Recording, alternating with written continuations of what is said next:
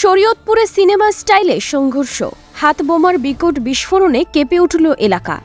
মামলা ৮৮ জনের বিরুদ্ধে গ্রেফতার ৭। বিস্তারিত দেখুন অগ্রযাত্রা ডেস্ক রিপোর্টে। শরীয়তপুরের জাজিরায় আধিপত্য বিস্তার নিয়ে দুই পক্ষের ভয়াবহ সংঘর্ষে শতাধিক হাত বোমা বিস্ফোরণের ঘটনা ঘটেছে। রীতিমতো সিনেমার অ্যাকশন দৃশ্যকেও হার মানানো এই ঘটনায় এলাকায় চরম আতঙ্ক ছড়িয়ে পড়ে।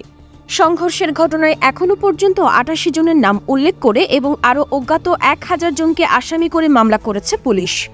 গ্রেফতার করা হয়েছে ৭ জনকে। রোববার দুপুরে বিষয়টি নিশ্চিত করেছেন জাজিরা থানার ভারপ্রাপ্ত কর্মকর্তা দুলাল আকন্দ। স্থানীয় এবং পুলিশি সূত্রে জানা গেছে, বিলাসপুর ইউনিয়নের চেয়ারম্যান কুদ্দুস ব্যাপারী এবং স্বেচ্ছাসেবক লীগ নেতা জলিল মাদবরের সমর্থকদের মধ্যে দীর্ঘদিন ধরে বিরোধ চলছিল।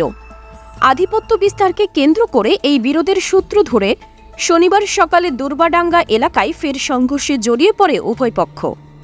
সংঘর্ষের সময় একে অপরের বাড়িঘরে হামলা চালানো হয়েছে এবং বিকট শব্দে শতাধিক হাত বোমা বিস্ফোরণ ঘটেছে।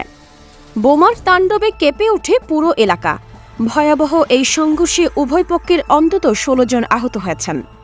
খবর পেয়ে পুলিশ ও যৌথ বাহিনী ঘটনাস্থলে গিয়ে পরিস্থিতি নিয়ন্ত্রণে আনে। পরে রোববার একজন উপপরিদর্শক বাদী হয়ে জাজিরা থানায় মামলা দায়ের করেছেন।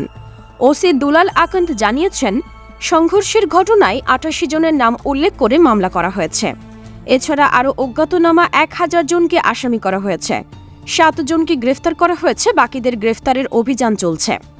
এই ঘটনায় এলাকার সাধারণ মানুষের মাঝে আতঙ্ক বিরাজ করছে। পুলিশ জানিয়েছে, পরিস্থিতি স্বাভাবিক রাখতে নিয়মিত টহল ও নজরদারি বাড়ানো হয়েছে।